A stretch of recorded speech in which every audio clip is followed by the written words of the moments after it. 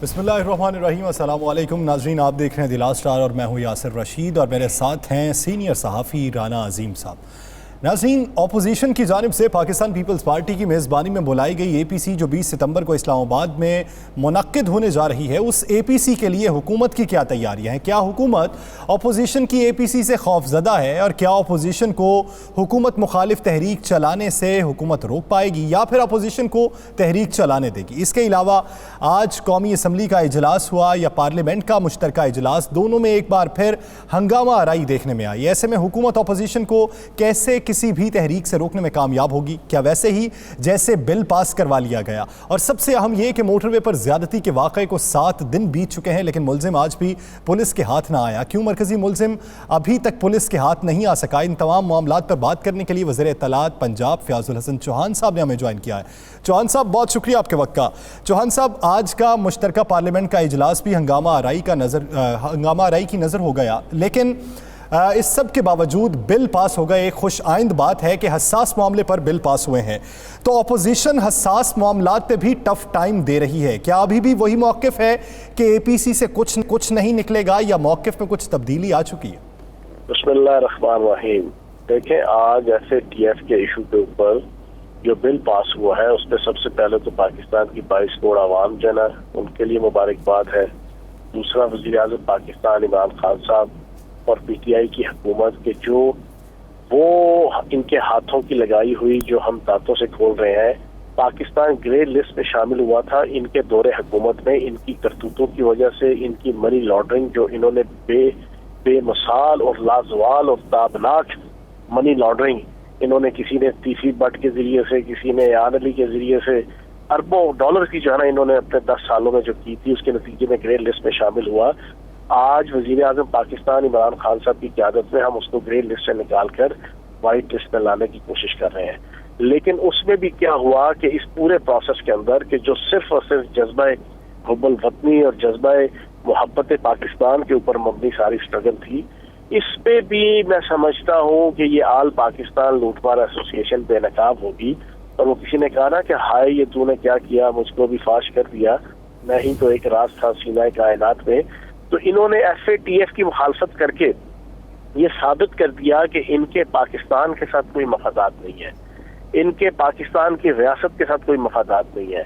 इनके मफादात अपनी ज़ात के साथ है और अपनी ज़ात के मफादात के तहत ये महज एक इनडायरेक्टली ब्लैकमेलिंग करके ये NRO लेने की कोशिश करते रहे।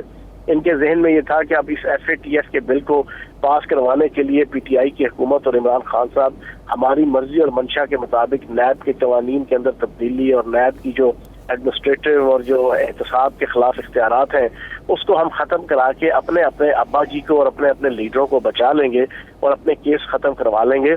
लेकिन उन्हें ये नहीं पता था कि ये इमरान खान है, ये पाकिस्तान का कप्तान है, ये पाकिस्तान का हीरो है। इसने हमेशा पाकिस्तान को जो है वो विक्ट्री स्टैंड के ऊपर खड़ा करने की ख्वाहिश लेकर हमेशा इसकी स्ट्रगल इसके इर्द रही है। इन्होंने सेनेट के अंदर इस बिल को नामंजूर किया, उसको रिजेक्ट करवाया, लेकिन आज अल्लाह पाक ने नबी पाक के सदके पाकिस्तान को इज्जत दी और जो दुनिया एक ग्लोबल विलेज बनी हुई है और उस ग्लोबल विलेज के अंदर पाकिस्तान की मईशत को, पाकिस्तान के फ्यूचर को बचाने के लिए आज ये जो बिल पास करवाया है, मैं ये समझता हूँ कि वज़ीर आज़म पाकिस्तान इमरान खान साहब भी काबिल सब तहसीन है और पाकिस्तान की आवाम। चौहान साहब, बिल पास हो गया, अल्लाह करेगा हम सब की दुआ है पाकिस्तान जो है उस ब्लैक लिस्ट से निकल जाए, बिल्कुल ठीक हो जाए, बल्कि ग्रे लिस्ट से बिल्कुल वाइट लिस्ट में आ जाए और पाकिस्तान की मुआशरत बेहतर हो जाए। यह हम सब की दुआ है, चाहे कोई किसी पार्टी के साथ है किसी पार्टी के साथ। अब ये बताइए कि चौहान साहब, आगे आने वाले दिनों में APC आ रही है, आज अपोजिशन बड़ी मुत्तहिदा नज़र आई, तो जमात इस्लामी भी उनके साथ खड़ी नज़र आई। तो आप क्या समझते हैं कि जिस तरह आज अपोजिशन मुत्तहिदा थी, आने वाले दिनों में वो हुकूमत को बड़ा टफ टाइम देने जाएगी? ये है अलाइड पार्टीज और करप्शन। इस APC का मफहूम ये है, अलाइड पार्टीज फॉर करप्शन। इस अलाइड पार्टीज फॉर करप्शन का जो फोरम है, इसको मुनक्किद करने के लिए आल पाकिस्तान लूटमार एसोसिएशन जद्दोजहद कर रही है। कमेटी ने बड़े ही जनाब भाग दौड़ करके कोशिश की है कि ये 20 तारीख को हो जाए। तो मेरे ख्याल 74वीं या 75वीं जाना ये अलाइड पार्टीज फॉर करप्शन की जना मीटिंग होगी APC, اس سے پہلے بھی 2 سال سے ہم اے پی سی ان کی دیکھ رہے ہیں، پر کھودا پہاڑ نکلا چوہا، وہ بھی پلاسٹک کا اور مرا ہوا، وہی ساری سچویشن ہوتی ہے. ان تلوں میں تیل نہیں ہے. اے پی سی کریں، اگلے 3 سال مزید اے پی سی کریں گے. ٹھیک ہے جی. مولوی فضل الرحمان صاحب کی دل کی بات پرسوں کے لب پہ آ گئی تھی. اس نے کہا کہ اے پی سی میں بیٹھ کے ہم طے کریں گے کہ اکیلا حلوہ حکومت کھائے گی سارے کا سارا کہ کوئی حصہ اپوزیشن کو بھی ملے گا. یہ ان کے دل کی بات ان کے لب پہ آئی ہے. اور یہی آل پاکستان لوٹ مار ایسوسی ایشن کے متعلق میں پچھلے 2 سال سے ایک محاورہ ہر روز بولتا ہوں کہ حلوائی کی دکان پہ نانا جی کی فاتحہ کے مزداق انہوں نے پاکستان کو لوٹا ہے اور ابھی اپنے منہ سے مان گئے ہیں. یہ کہتے ہیں کہ حلوہ ہے پاکستان کی اکانومی اور معیشت، اور وہ حلوہ کھانے کے لیے ذریعہ اقتدار ہے. اقتدار ان کے پاس ہے نہیں ہے. ان کے پیٹوں پہ مروڑ اٹھ رہے ہیں مولوی فضل الرحمان صاحب کو بھی اور باقیوں کو بھی. لیکن جناب اب حلوہ نہیں ہوگا، اب احتساب کا جلوہ ہوگا، اب نیب کا جلوہ ہوگا.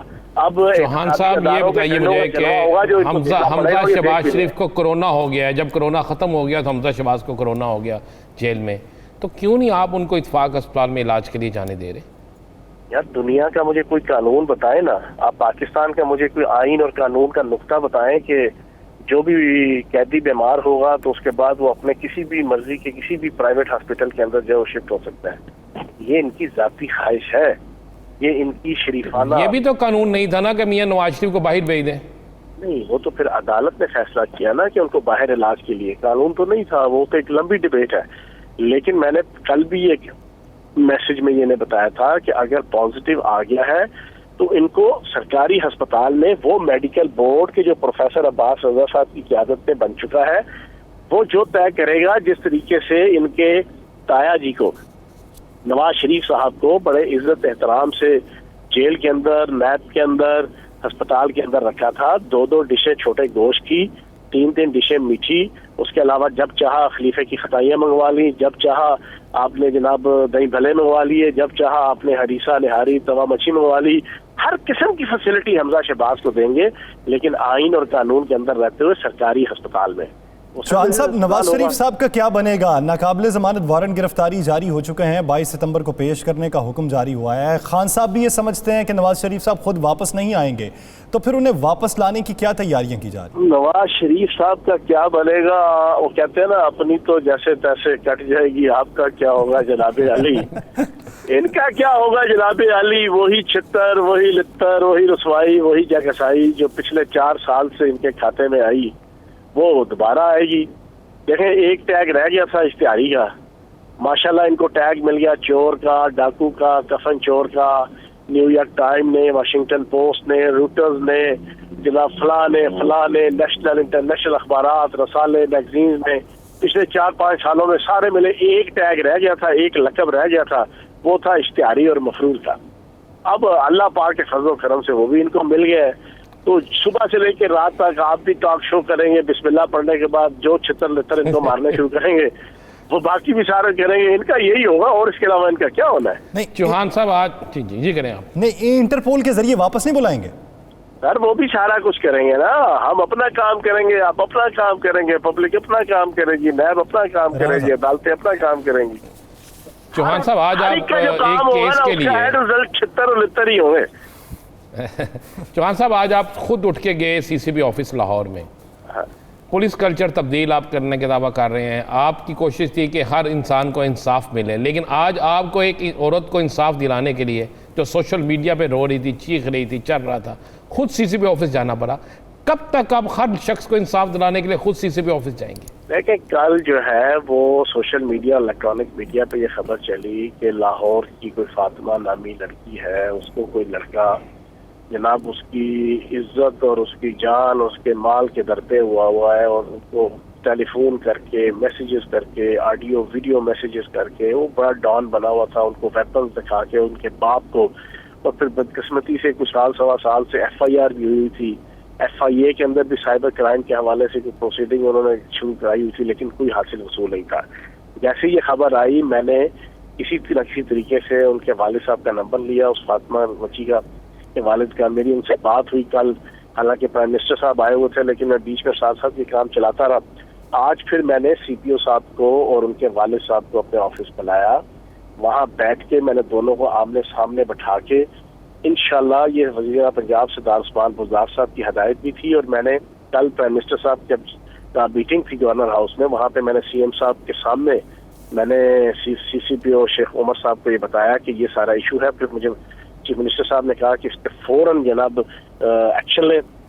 ان کی ہدایت کی روشنی میں پھر میں نے آج سارا یہ جو ملاقات کر کے ہم ایک نئی ایف آئی آر اور ایک نئے انداز سے انشاءاللہ اگلے 2-3 دن کے اندر رزلٹ دیں گے، اور اس کو نشان عبرت بنائیں گے کہ کسی کی ماں بہن بیٹی کے اوپر زور زبردستی اور جسے کہتے ہیں نا کہ ظلم اور جبر، اس کی اجازت انشاءاللہ نہیں دیں گے.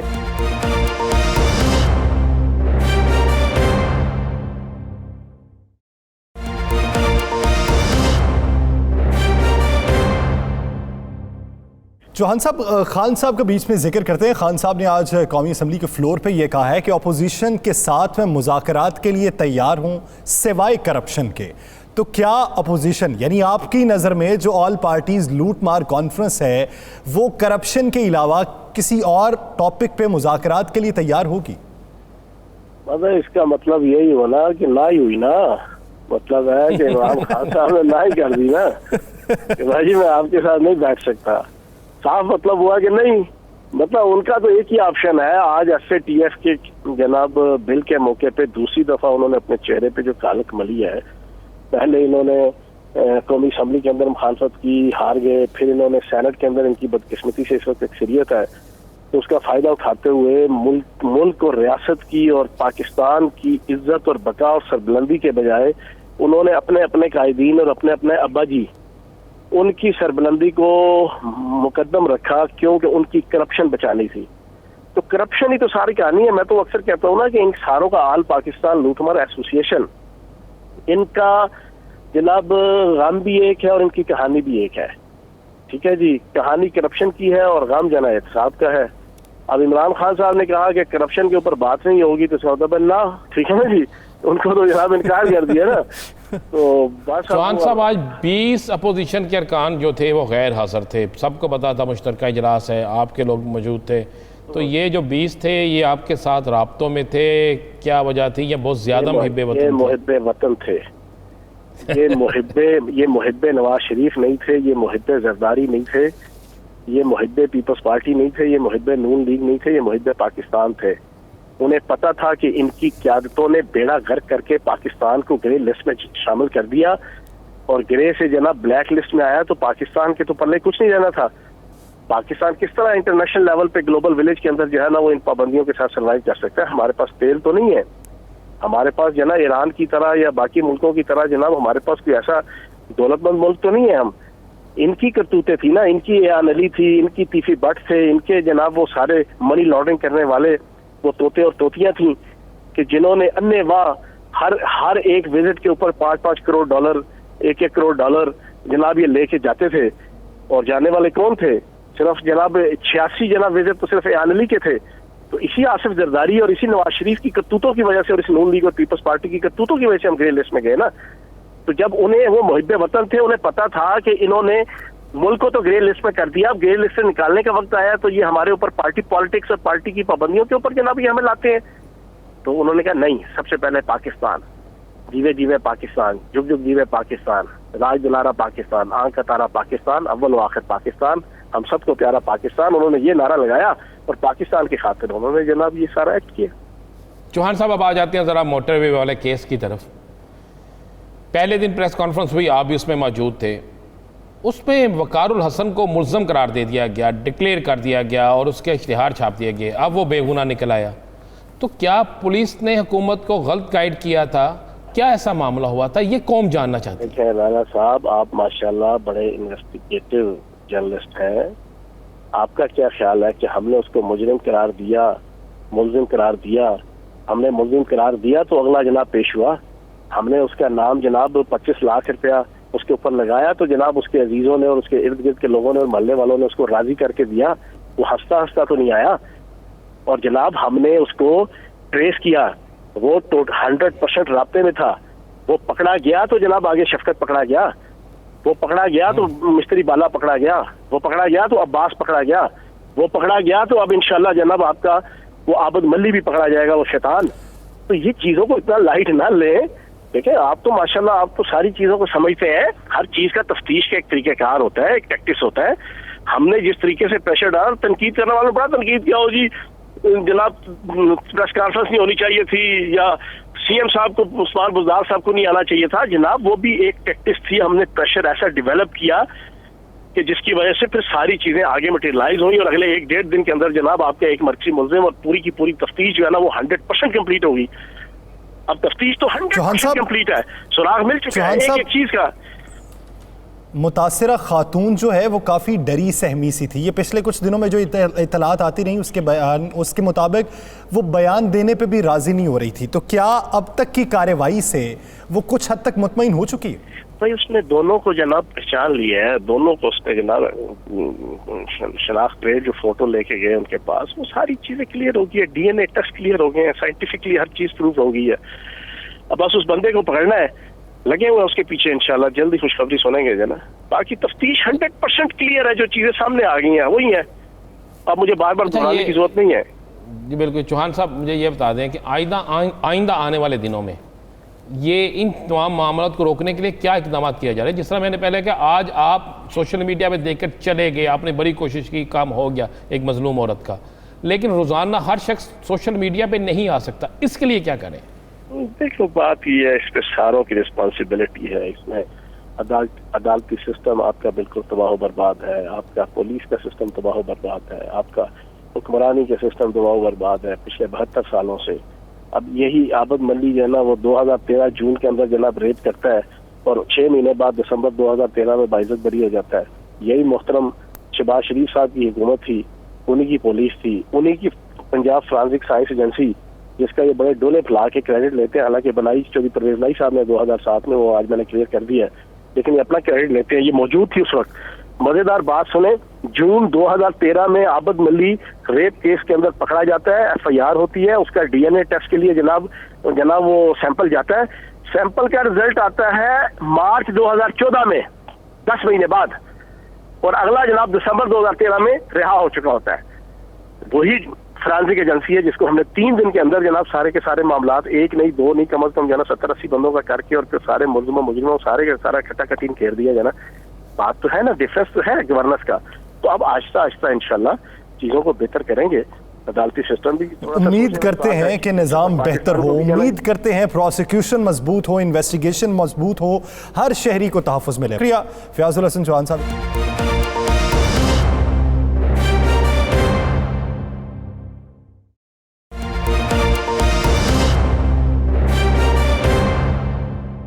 ناظرین, شیخ رشید صاحب نے ہمیں جوائن کیا ہے. شیخ صاحب, فیٹف بل آج منظور ہو چکا ہے, ایک بڑی اچھی بات ہے, اچھی ڈیولپمنٹ ہے. وفاقی حکومت نے کہ فیٹف بل منظور کروا لیا, اپوزیشن نے ہنگامہ آرائی کی. تو کیا آپ یہ سمجھتے ہیں, جیسا کہ خان صاحب نے آج کہا, کہ ملک کی سالمیت کے خلاف ہو چکی ہے یہ ساری اپوزیشن, انہیں پاکستان کی کوئی فکر نہیں ہے, بس اپنے مال و متاع کی فکر ہے؟ لیکن خان صاحب نے آج بہت زبردست تقریر کی ہے. انہوں نے کہا کہ ہم ان سے دوستی کا ہاتھ بڑھانے کے لیے تیار ہیں, لیکن کرپشن پہ نہیں بڑھائیں گے. انہوں نے کہا کرپشن کو کسی قیمت پہ نہیں چھوڑیں گے, کسی ہاتھ میں نہیں چھوڑیں گے, اور باقی سب مسئلوں پہ ہم ان کے ساتھ بیٹھنے کے لیے تیار ہیں. اور انہوں نے ساری تفصیلات بتائی, کس طرح منی لانڈرنگ میں وہ منی لانڈرنگ کو چینج کرنا چاہتے تھے, کس طرح وہ نیب کے قانون کو ختم کرنا چاہتے تھے. میرا خیال ہے آج خان صاحب کی تقریر بڑی بیسٹ اسپیچ تھی, اور انہوں نے ہر ٹاپک کو ٹچ کیا, اور اپوزیشن کا واک آؤٹ کرنا ان کے لیے نقصان میں گیا ہے. ووٹیں بھی ان کی پوری نہیں تھی حسب معمول. آج میرا خیال ہے 20 ممبر ان کے کم تھے. خان صاحب, شیخ صاحب, آپ ہمیشہ دعویٰ کرتے تھے, اور جو آپ کہتے تھے ویسا ہی ہوتا جا رہا ہے. اب یہ تو بتا دیں, چند دن بعد اے پی سی کا اجلاس ہونے جا رہا ہے, اس اجلاس میں بھی وہی کھچڑی پکے گی, اسی طرح ہوگا, یا اس کا کوئی رزلٹ نکلے گا؟ کچھ نہیں ہوگا, صرف جلسے کا فیصلہ کریں گے, نہ دھرنا دیں گے, نہ اسمبلی چھوڑیں گے, کچھ بھی نہیں ہوگا. اور آج کے بعد جو ایک میٹنگ ہے آپس میں پارلیمانی لیڈروں کی, صورت حال اور بہتر ہو جائے گی. اچھا شیخ صاحب, مریم صاحبہ نہیں جا رہے ہیں اجلاس میں, اور آپ کے دوست شہباز شریف صاحب جو ہیں وہ صدارت قیادت کرتے ہوئے جا رہے ہیں, تو آپ سمجھتے ہیں کہ آپ کی پارٹی جو ہے وہ جیت گئی اور مریم ہار گئی؟ مریم تو بیچاری پہلے ہی ہاری ہوئی ہے جی, اس نے کہاں جیتی ہوئی ہے. ایسی کام کا اتنا یہ نہیں ہوتا کہ ایسے ہی ایک دن کے لیے ٹی وی شو پہ پتھراؤ کی ٹکراؤ میں بندہ اپنے آپ کو سمجھے کہ وہ بہت بڑا اس نے کارہائے نمایاں ادا کر دیے. دیکھیں نہ نواز شریف آ رہا ہے, اس کی اپیلیں بھی ریجیکٹ ہو رہی ہیں, اور شہباز شریف کا کیس بھی جو ہے اس میں کوئی تھوڑی سی بھی ریلیکسیشن اس کو نہیں مل رہی, اس لیے حالات ان کے حق میں نہیں ہیں. شریف خاندان سارے کا. شیخ صاحب, آنے والے دنوں میں آپ کیا دیکھ رہے ہیں؟ آپ نے ہمیشہ مہنگائی کے کہا کہ حکومت سے مہنگائی کنٹرول نہیں ہو رہی, اب تو بہت سی چیزیں کلیئر ہونا شروع ہو گئی, تو کیا آنے والے دنوں میں حکومت مہنگائی پر کوئی قابو پا سکے گی, اور کس طرح قابو پایا جائے گا؟ کل یا پرسوں اور امپورٹ کریں گے گندم اور چینی امپورٹ ہوگی تو بہتری کے حالات ہوں گے. مین آئٹم دو ہی ہیں, گندم اور چینی. آٹا اور چینی سستا ہو گیا تو لوگ سکون سے سوئیں گے. لیکن کیا شیخ صاحب آپ کو یہ لگتا ہے کہ گندم امپورٹ کرنے سے اس کی قیمت میں کمی واقع ہو جائے گی؟ آپ کو تو سبسڈی دینی پڑے گی کافی زیادہ. آگے ساری چیزوں پہ سبسڈی دے رہے ہیں, ان پہ دے دی تو کیا فرق. شیخ صاحب, میاں نواز شریف کی گرفتاری کے لیے حکومت کچھ کرے گی, یا میاں نواز شریف کو چھوڑ دیا جائے گا کہ وہ لندن کے حوالے؟ وہ رہے, اللہ جا پتر راوی نہ کوئی آوی نہ جا, ادھر ہی رہے, جو مرضی کرے. اگر مریم جانا چاہتی ہے تو آپ کی رائے کیا ہے, مریم کو جانے دیا جائے؟ بس یہ ابھی میرا فیصلہ محفوظ ہے. مریم جانا چاہتی ہے اس کا ایک, ابھی اس پہ میرا فیصلہ محفوظ. بہت شکریہ شیخ رشید صاحب اس حوالے سے اپنا وقت دینے کے لیے. رانا صاحب, ابھی تک عابد ملی گرفتار نہیں ہو سکا, 26 ٹیمیں تشکیل دی گئی, متعدد چھاپے مارے گئے, لیکن وہ ہاتھ نہیں آ سکا. وجہ کیا ہے, ابھی تک ہاتھ کیوں نہیں آیا؟ دیکھیں یاسر, بڑی کلیئر سی بات ہے, اس نظام کی بڑی کمزوریاں ہیں. پولیس وہ پولیس جس نے عابد ملی کے اب فوٹا باز سے 2 قریبی رشتہ دار بھی پکڑ لیے. فوٹا باز جا کے اور بھی چھاپے مارے جا رہے ہیں, پورے پاکستان میں چھاپے مارے جا رہے ہیں. پولیس اور اس کے دیگر ادارے اس کے لیے کوشش کر رہے ہیں, لیکن سسٹم میں بڑی خرابی ہیں, بہت خرابیاں سسٹم میں. اگر یہ سسٹم درست ہوتا تو کیا روزانہ موٹر وے پہ لوٹنے والے پکڑے نہ جاتے؟ اور اگر یہ روزانہ لوٹنے والا گینگ پکڑا گیا ہوتا تو کیا یہ درندگی کا واقعہ ہوتا؟ یہ واقعہ نہیں ہونا تھا. معاملہ صرف اتنا سا ہے کہ جب پولیس اہلکار سیاسی بنیادوں پر اپنی تعیناتیاں کرائیں گے, جب وہ پیسے دے کر تعیناتیاں کرائیں گے, اور جب وہ تھانوں میں بیٹھ کر کرائم کنٹرول کرنے کے بجائے کرائم کرنے والوں کو سپورٹ کریں گے, اور جب آپ ڈیوٹی کی بجائے, جس طرح آج آپ کو پتہ نا, آج ہائی کورٹ نے بڑا سخت احکامات جاری کیے ہیں کہ سینئر افسران بھی گشت کیا کریں. انہوں نے خود کہا ہے کہ جناب آپ گھروں میں سو رہے ہوتے ہیں اور اب وائرس پہ آپ پیغام دیتے ہیں جی ہم گشت میں ہیں. تو یہی صاحب اگر اوپر سے ہے تو نیچے والوں کیا کرتے ہوں گے؟ یہی کرتے ہوں گے. تو اسی وجہ سے یاسر آپ ذہن میں رکھیے گا کہ نہ پہلے نظام درست ہوا ہے نہ بعد میں ہوگا. اگر نظام درست ہوتا تو آج فیاض الحسن چوہان خود جا کر اس معصوم بچی جو ہے, مظلوم بچی جو ہے, اس کو انصاف کے لینے جاتے. کتنے لوگ ہیں جو ان کے پاس جائیں گے, کتنے لوگ ہیں جو عثمان بزدار کے پاس جائیں گے, کتنے لوگ ہیں جو کسی اور افسر کے پاس جائیں گے یا کسی بڑے وزیر کے پاس جائیں گے. عام آدمی کو جب تک اس کے گھر کی دہلیز پر انصاف نہیں ملے گا اس وقت تک یہ سسٹم ٹھیک نہیں ہو. رانا صاحب, متاثرہ خاتون جو ہے وہ کافی ڈری سہمی ہے, بیان دینے سے بھی انکار کر رہی تھی, تو کیا حکومت کی اب تک کی کارروائی سے وہ کچھ حد تک مطمئن ہو چکی؟ دیکھیں, اب تک کی حکومت کی کارروائی سے وہ مطمئن کچھ نہیں, بہت مطمئن ہو چکی ہے میری اطلاع کے مطابق. اس نے, لیکن اس میں 2 چیزیں بڑی کلیئر ہیں. اس نے یہ کہا ہے, میں آج آپ کو اپنے پروگرام میں یہ بریک کر دیں, اس نے کہا کہ میں, اگر آپ یہ کہیں کہ ایک لمبا ٹرائل چلے گا اور میں عدالتوں میں جاؤں تو وہ میں نہیں جاؤں گی. تو اب اس پہ غور ہو رہا ہے کہ اس کیس کا ٹرائل جو ہے وہ جیل کے اندر کیا جائے, اور جب جیل کے اندر ٹرائل کیا جائے گا تو اس ٹرائل کو جو ایک تو یہ انسداد دہشت گردی کی عدالت میں چلا گیا, اور اس کی جو ہیئرنگ ہے وہ جلدی ہوگی اور جلد اس کا فیصلہ ہوگا. تو میرا خیال ہے کہ اس کی کوشش یہ ہو رہی ہے کہ جیل کے اندر ٹرائل ہو. اگر جیل کے اندر ٹرائل نہیں ہوتا تو اس عورت کا جو بیان ہے شناخت پریڈ کے بعد, وہ بیان دفعہ 64 کے تحت لے لیا جائے, اور اس کے بعد اس عورت کو کہا جائے کہ آپ بے شک جو ہے آپ کہیں جانا چاہتی ہیں چلی جائیں, نہیں آنا چاہتی نہ آئیں. قانونی جو سقم ہے وہ دور کر دیے جائیں گے. دیکھیں یاسر, ایک ذہن میں رکھیے گا, اگر عابد گرفتار نہیں ہوتا, چلیں آپ کو میں ایک چیز بریک کر دوں, آپ کو پتہ ہے عابد کے خاندان کا تعلق جو ہے ایک سیاسی جماعت سے ہے, خانہ بدوش سیاسی جماعت سے. آپ یہ نہ کہیں بھائی یہ فوٹا باز میں, ہارون آباد میں آپ کو پتہ ہے کتنی ہاؤسنگ سوسائٹیاں ہیں جس کے قبضے لینے چھڑانے میں عابد بڑا اہم کردار ادا کرتا تھا. عابد کے جو 2 عزیز آج پکڑے گئے ہیں, جن کی میں ابھی ہم فوٹیج بھی چلاتے ہیں, ان کے حوالے سے یہ بالکل کلیئر ہے کہ عابد کا اس کا جو بہنوئی عارف علی ہے اور اس کا بھائی جو صابر علی ہے, جو فوٹا باز کے گاؤں 3389 سے گرفتار کیا گیا ہے, یہ باقاعدہ ان کا ایک قریبی عزیز ہے جس کا ایک سیاسی جماعت سے تعلق ہے, بڑا ایکٹیو کارکن ہے. اور یہ خود جو عابد ہے یہ اس کے الیکشن میں وہاں بڑا بھرپور کردار ادا کرتا تھا, بڑا بھرپور. اور ان کی ہاؤسنگ سوسائٹیاں ہیں جسے ہم اور آپ کہہ رہے ہیں نا خانہ بدوش، یہ خانہ بدوش اسی طرح کے تھے، اور وہاں پر ہاؤسنگ سوسائٹیوں میں آپ کو پتہ ہے نا پھڈے شڈے جو ہوتے ہیں، اس میں عابد برہم کردار ادا کرتا تھا. یہ جو ہم 3 دن سے نہیں بلکہ 7 دن سے سن رہے ہیں، 6-7 دن سے، کہ جناب وہ اتنے کیسز تھے اس پہ، لیکن وہ ریلیز ہو جاتا تھا. تو پیچھے کوئی تھا نا، اب ثابت ہو گیا کہ پیچھے کوئی ہے، اور جو ہے وہ ایک سیاسی جماعت سے تعلق رکھتا ہے. یعنی سیاسی پشت پناہی کی وجہ سے ابھی تک وہ قانون کی گرفت سے آزاد رہا. ناظرین دیگر ایشوز پر بات کریں گے ایک شارٹ بریک کے بعد.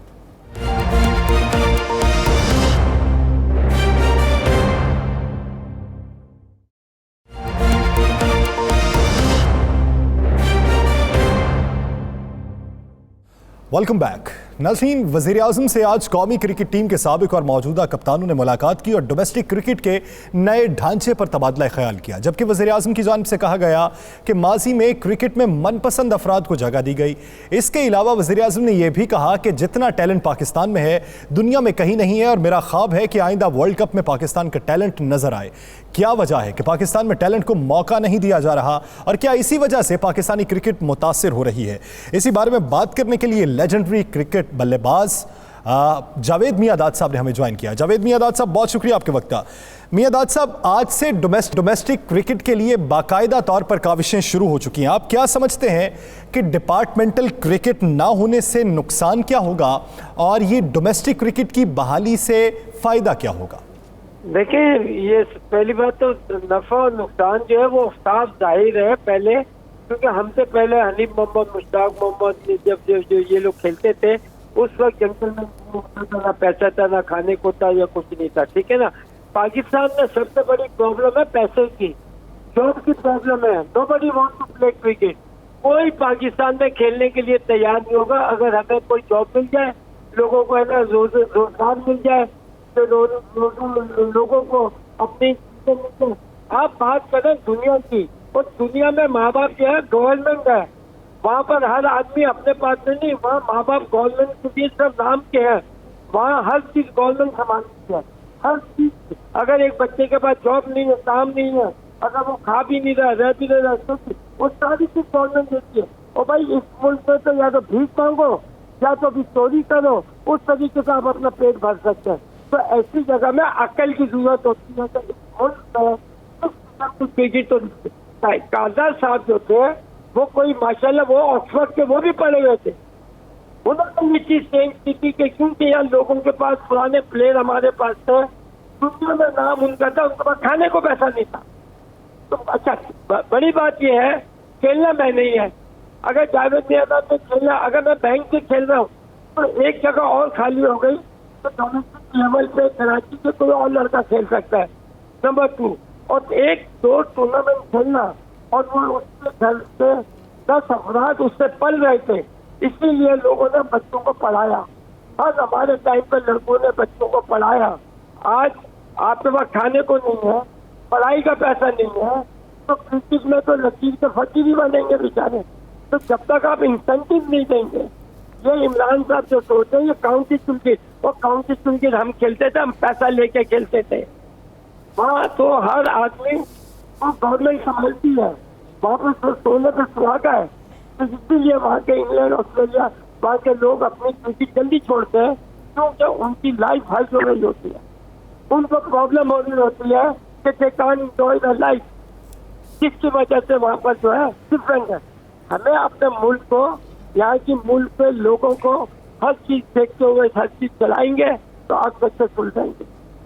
جاوید میاں-داد صاحب، خان صاحب آپ کی بڑی بات سنتے ہیں اور آپ سے بڑے تعلق ہیں، آپ نے ان کے وزیر اعظم بنانے میں مجھے پتا ہے آپ کا بڑا کردار ہے، تو آپ نہیں انہیں یہ بات سمجھا سکتے؟ بھائی جان، میں نے ایک دفعہ آواز اٹھائی تھی تو اس کے بعد حال کیا ہو گیا تھا. اور میں نے تو بات صحیح کہتا ہوں، کیونکہ جو میں بات کرتا ہوں صحیح میں ملک کے لیے بات کرتا ہوں. انڈیویجل بھائی اپنے آپ بھی تو کھیلتے تھے، داؤد سے کھیلتے تھے، CIA سے بھی کھیلے، تو کھیلتے تھے نا، سب کھیلے نا. اور بھائی اس ملک کو دیکھنا ہے کہ دیکھیں آج پاکستان میں کوئی آدمی کھیلنا نہیں چاہتا اگر آپ ان کو جاب دے دیں تو. یہاں کا حساب کتاب ڈفرینٹ ہے. نہ اگر آپ کے پاس کام نہیں ہے، بھیک مانگو یا چوری مانگو یا چوری کرو، آپ اس جگہ پہ آ گئے ہو. تو اگر اسپورٹ سے ایک آدمی اپنی سروس دینے سے اس کے گھر والے پورے سے پورے پلتے ہیں اور پڑھتے ہیں، اس سے بڑھ کے اور کیا چیز ہے ایک آدمی سیکریفائز کرنے سے؟ میاں داد صاحب، آج گنگولی نے ایک بڑی غلط حرکت کی. آپ کا چونکہ آپ تو بھارتی ٹیم کی تمام کھلاڑیوں کے خواب میں بھی آتے ہیں نا، ڈرتے ہیں وہ آپ سے. آج جو انہوں نے وہاں پہ ایک تصویر شیئر کی، جس طرح آپ کی تصویر کو انہوں نے بالکل رنگ کرنے کی کوشش کی، تو کیا ایک سپورٹس مین کو ایسا کرنا چاہیے؟ نہیں دیکھیں، گنگولی کو میں سمجھتا ہوں کہ وہ اس قسم کا بندہ نہیں ہے، اور اس نے یہ ڈیلیبریٹ کیا، یہ اس کا نظریہ ڈیفینیٹلی نہیں ہوگا، کیونکہ میں اس شخص کو جانتا ہوں اور وہ بڑا جنٹل مین آدمی ہے، اور کوئی غلطی میں یا اس ہر آدمی نے پک کیا ہے دوسرے طریقے سے کیا ہے، مگر میں سمجھتا ہوں کہ نہیں، گنگولی نے اگر ایسی حرکت، میں نہیں سمجھتا کہ وہ یہ کر سکتا ہے، اور اس لیے انجانے میں ہو گئی ہے وہ بات اور ہے، یہ خود بتا سکتے ہیں.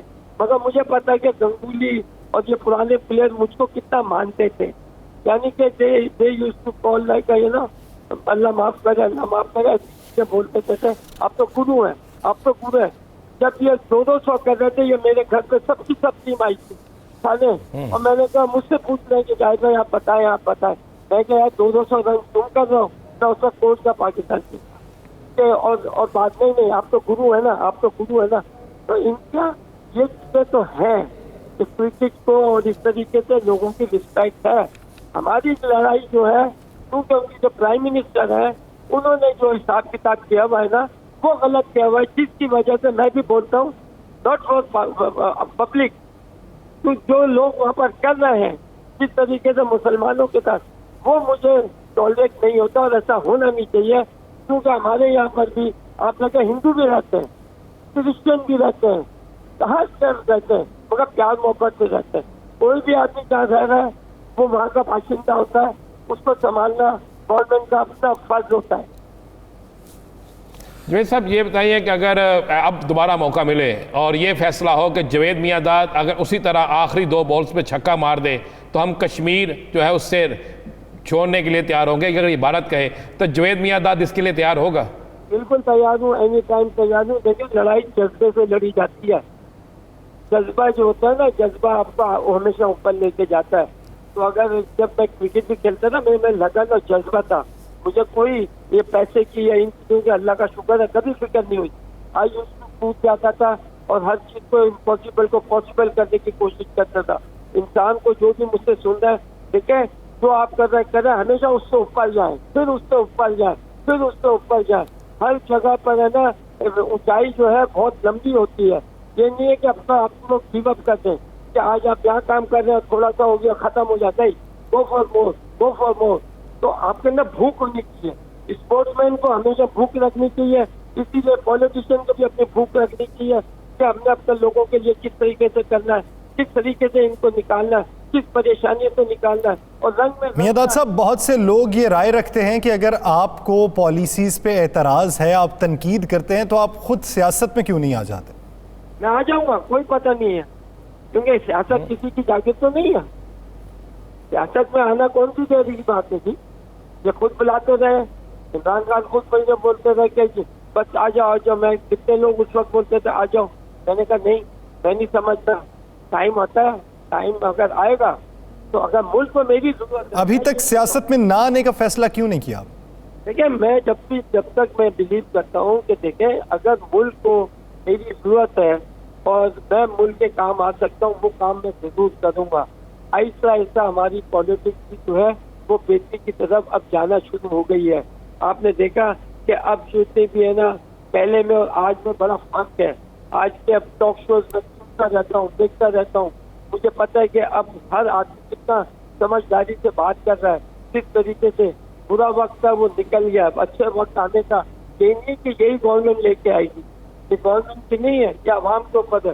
گورنمنٹ میں تو مجھے سب سے پہلے جو اگر میں افسردہ ہوں وہ اس لیے کہ جب سے انہوں نے اسپورٹس کو ختم کر دیا اور لوگ ہزاروں کی تعداد میں، لاکھوں کی تعداد میں، آپ کو کتنی شرم، ایک بندہ بیچارہ UBL میں گریڈ 2 تھا اور آج وہ موٹر سائیکل پہ جا کے ہے نا یہ کیپنگ کر رہا ہے، کوئی ٹھیلا چلا رہا ہے. یہ شرم نہیں آ رہی کہ پلیٹ فار پاکستان کے لیے کلر لیا ہوا ہے، ٹیسٹ کرکٹ کھیلا ہوا ہے. اور آج اس کے پاس کھانے کو نہیں ہے. تو خان صاحب کو اس بات کا ادراک کیوں نہیں ہے؟ وہ کیوں کہتے ہیں کہ وہ ڈپارٹمنٹل کرکٹ نہیں ہونی چاہیے، ریجنز کی ٹیمیں ہونی چاہیے جس سے مقابلے کی فضا بنتی ہے؟ بھائی وہ خود نہیں کھیلے اسی لیے بولتے ہیں نا. کھیلا ہوتا ہے تو پتا ہوتا ہے نا.